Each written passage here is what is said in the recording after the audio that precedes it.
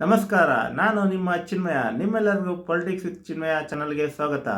ನಿಮ್ಮೆಲ್ಲರ ಅಚ್ಚುಮೆಚ್ಚಿನ ದಿನಕ್ಕೊಂದು ಮಾಹಿತಿ ಸಂಚಿಕೆಯಲ್ಲಿ ದಾವಣಗೆರೆ ಲೋಕಸಭಾ ಕ್ಷೇತ್ರದ ಮಾಹಿತಿಯನ್ನು ಹಂಚಿಕೊಳ್ಳಲು ಇಚ್ಛಿಸುತ್ತೇನೆ. ದಾವಣಗೆರೆ ಲೋಕಸಭಾ ಕ್ಷೇತ್ರದ ವ್ಯಾಪ್ತಿಯಲ್ಲಿ 8 ವಿಧಾನಸಭಾ ಕ್ಷೇತ್ರಗಳಿವೆ. 8 ವಿಧಾನಸಭಾ ಕ್ಷೇತ್ರಗಳಲ್ಲಿ ದಾವಣಗೆರೆ ಉತ್ತರ, ದಾವಣಗೆರೆ ದಕ್ಷಿಣ, ಮಾಯಕೊಂಡ, ಚನ್ನಗಿರಿ, ಹೊನ್ನಾಳಿ, ಹರಿಹರ, ಹರಪನಹಳ್ಳಿ ಹಾಗೂ ಜಗಳೂರು.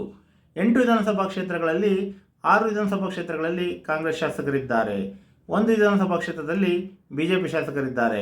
1 ವಿಧಾನಸಭಾ ಕ್ಷೇತ್ರದಲ್ಲಿ ಪಕ್ಷೇತರ ಶಾಸಕರಿದ್ದಾರೆ.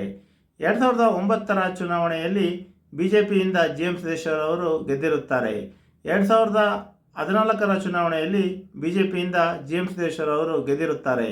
2019ರ ಚುನಾವಣೆಯಲ್ಲಿ ಬಿಜೆಪಿಯಿಂದ GM ಸಿದ್ದೇಶ್ವರ ಅವರು ಮತ್ತೊಮ್ಮೆ ಗೆದ್ದಿರುತ್ತಾರೆ.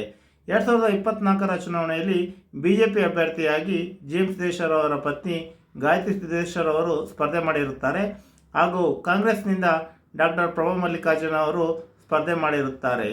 ಕರ್ನಾಟಕದ 2ನೇ ಹಂತದ ಚುನಾವಣೆಯಲ್ಲಿ ಮೇ 7ರಂದು ದಾವಣಗೆರೆ ಲೋಕಸಭಾ ಕ್ಷೇತ್ರಕ್ಕೆ ಚುನಾವಣೆ ನಡೆಯುತ್ತಿದೆ. ಈ ಬಾರಿ ಯಾರು ಗೆಲ್ಲಲಿದ್ದಾರೆ ಎಂದು ಕಾದು ನೋಡೋಣ. ಧನ್ಯವಾದಗಳು.